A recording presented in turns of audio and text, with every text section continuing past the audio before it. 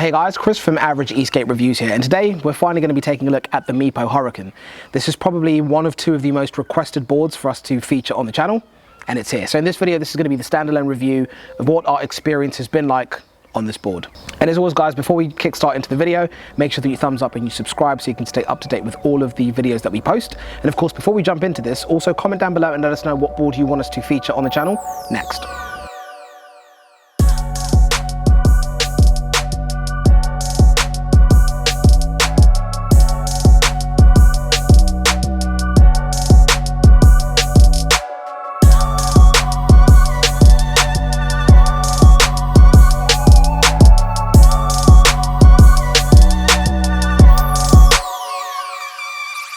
Now, as always, I'm going to be kicking off the video with categories. That's the best way to kind of summarize your experience on a board.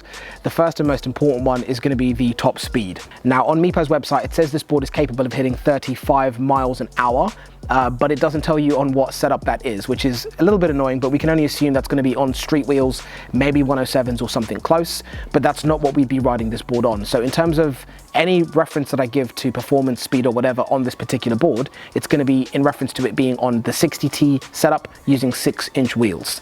Now, the top speed that we were able to hit on that setup was 31 miles an hour, which in our world is, I'm not going to lie, it's the ideal number that we'd like to be able to hit on pretty much every board on all-terrain wheels that we use.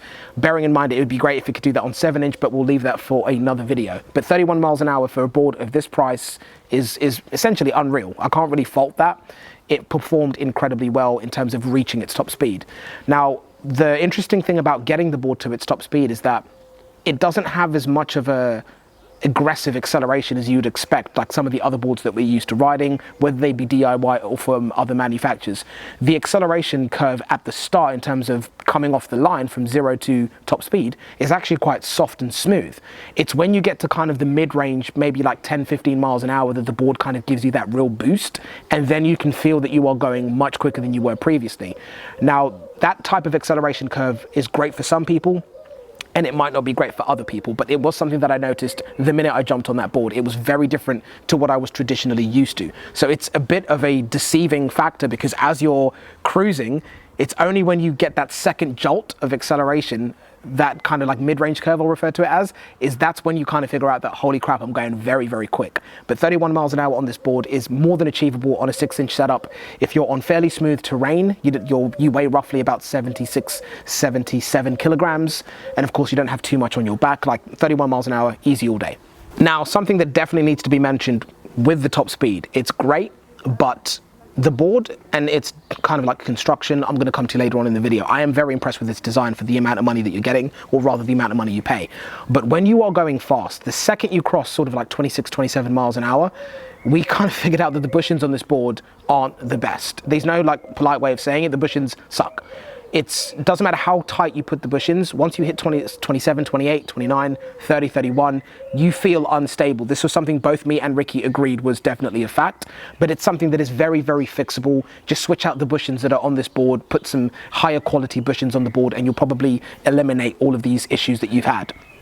Another big issue with the speed was that if you are carving or cruising at quite a high speed, plus 26 miles an hour, and you let go off of the trigger, you do feel the board kind of stop giving power to the motors. I'm not saying the board stops, don't get it twisted, but what I mean is you let go off of the scroll and you can feel that you've let go off of the accelerator, whereas on other boards you let go and it kind of like still kind of rolls at the same pace and slows down much more gradually. So you get a bit of a jolt when you release the trigger on this board, which was something that, again, was something I wasn't used to. A lot of the other boards, again, it being DIY or other manufacturer boards, have a much smoother transition when you let go off of the trigger.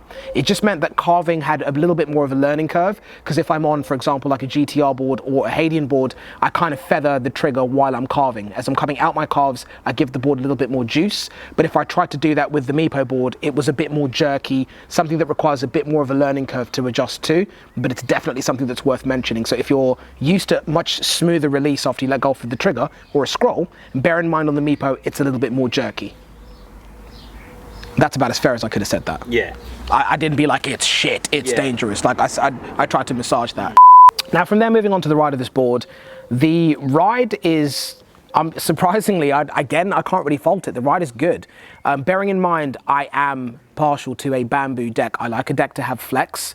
So that's automatically going to mean any board that is of like some sort of carbon composite design, carbon fiber design, I'm initially not going to be, you know, as accustomed to it as I am a bamboo deck. But, you know, other carbon boards that I've ridden, the Meepo, for the price, I can't get over what you're getting. The board looks very well put together in terms of the exterior of the board.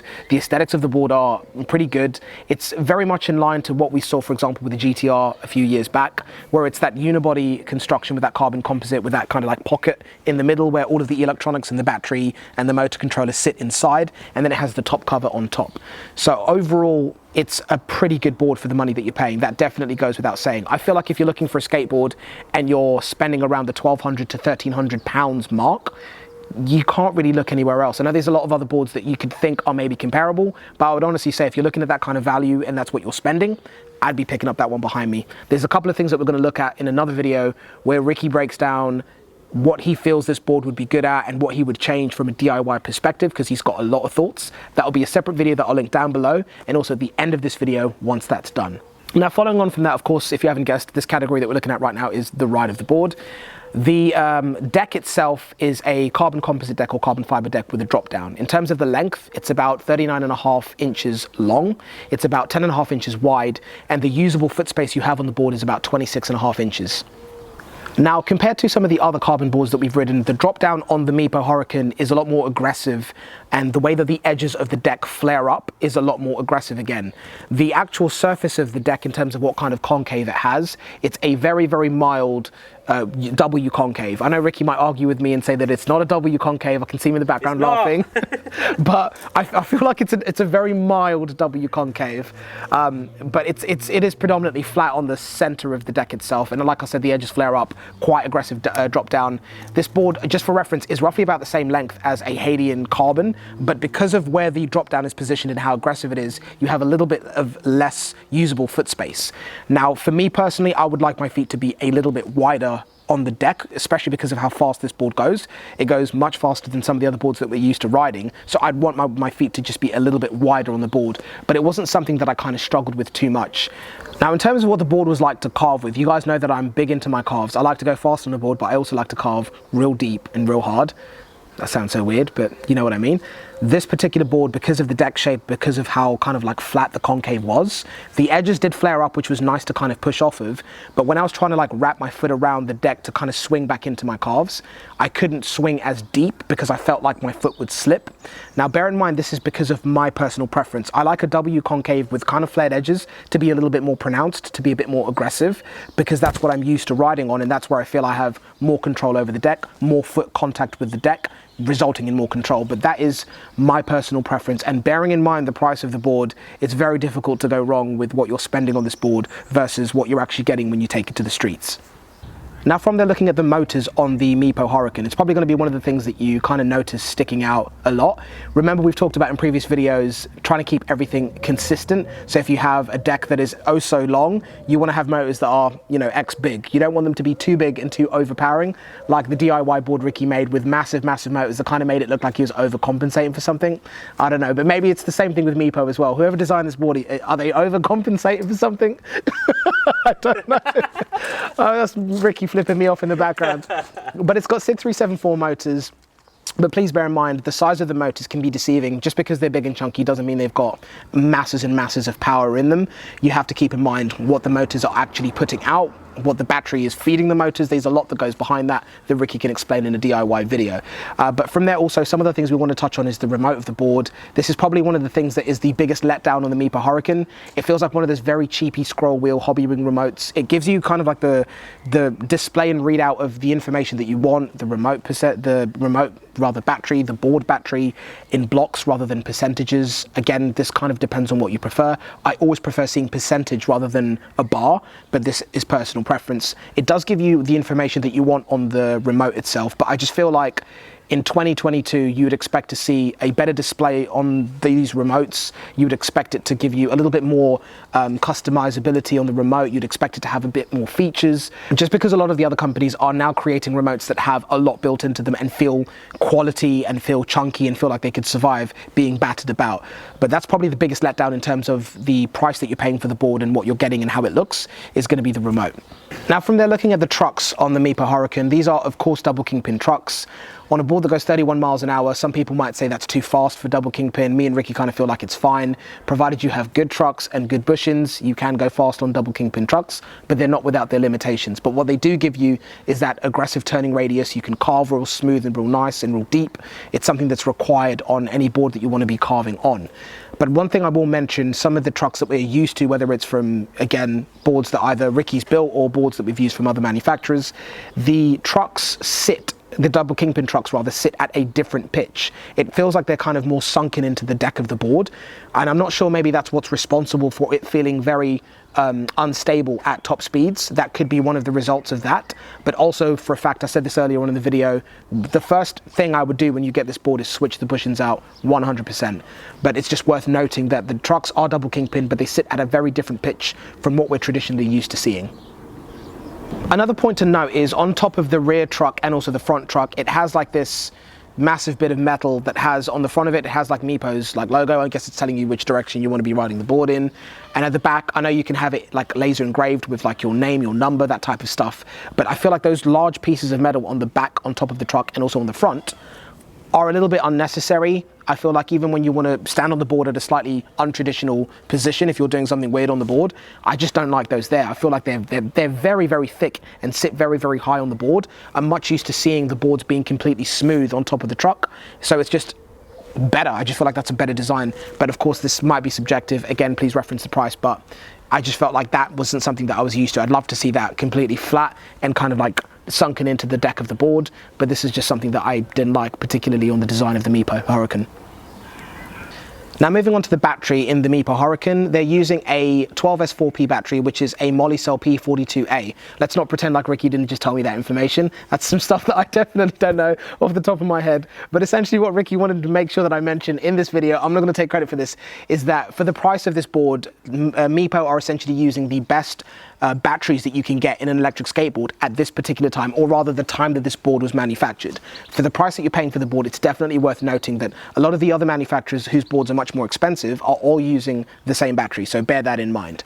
And also, just for reference, in terms of the charge time on this board, when you're sort of on 1 bar, which is about as low as I'd ever want to get the battery if I'm riding around, charging from 1 bar all the way back up to 100% took somewhere between the region of 2 hours, which again, for the price point, getting a 6-amp charger with this board that can charge it back up to 100% in that window of time is pretty appreciated. Now, in terms of the range that we were able to get out of this board, bear in mind that it depends on your build, what you're carrying on your back, the terrain you ride on, your wheel setup, the weather conditions, if it's hot, if it's cold, all of this affects the lithium-ion cells in these boards. But we were testing this board in May. You can see it's quite a nice hot day, roughly about 21 degrees. We were able to get roughly about 20 to 22 miles of range out of the board. That's riding quite aggressively, as you guys know that we do.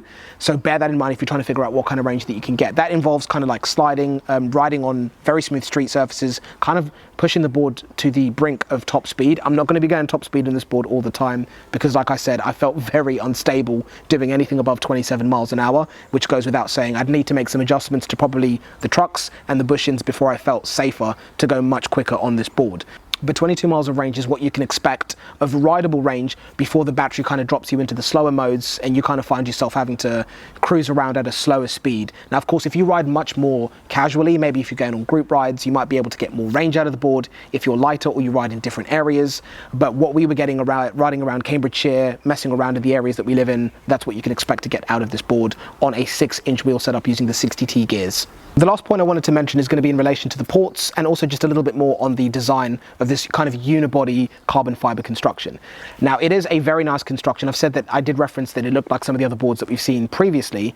It is a very nice construction, and I would expect that its water resistance to be quite good. Meepo claimed that it's an IP67, which essentially means the board can be submerged under roughly a meter of water for roughly about 30 seconds, and it should be completely fine. If you guys want us to test that, comment down below, let us know if you want us to do that, and I swear we will actually do it if we get enough requests, because I would love to see if that board could actually withstand that. So according to Meepo's website, riding this board in the rain is completely fine. It's essentially one of the most water resistant or waterproof boards that exists right now. So riding this in torrential rain, riding through puddles, riding through essentially and completely submerging the board for 30 seconds at a time should be completely fine according to what Meepo say on the website.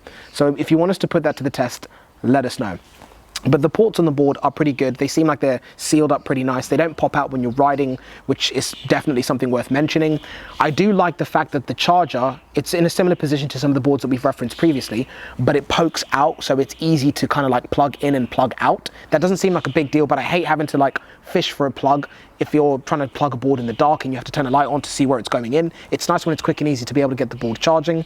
The power button is also in a pretty easy place. When you press it, it bleeps. Doesn't sound like it's a big deal, but if you're riding a board that doesn't bleep or doesn't have lights to indicate that it's on, it's nice to know that the board is on when you press the button and it bleeps.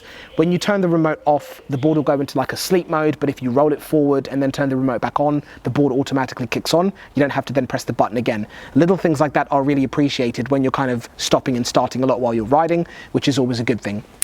Now, in terms of the actual clearance on the bottom of the board, this is something that we will reference when we do a VS video in a bit more detail, but the thickness of the Meepo Hurricane as a carbon board is one of the thicker boards that we've seen from a carbon construction. It's roughly about 2¼ inches thick, which for a carbon design, the whole point of carbon is that you get great clearance because they can make them very thin because all the components are in the actual carbon fiber deck. So it's definitely worth mentioning that this is on the thicker side for a carbon board, but we'll reference this in a bit more detail in a future video. As always, guys, a big thank you for watching the video all the way to the end. As I said at the start, please make sure you comment down below if we've missed anything out and you want to ask any questions about this particular board. There is going to be a VS video dropping against the Meepo Hurricane against the Evolve Hadian Carbon. That video is going to be dropping very, very soon. But aside from that, comment down below, let us know what other boards you want us to look at. Make sure you thumbs up and subscribe so you can stay up to date with all of the videos that we post. And I'll catch you in the next one. Take care, guys.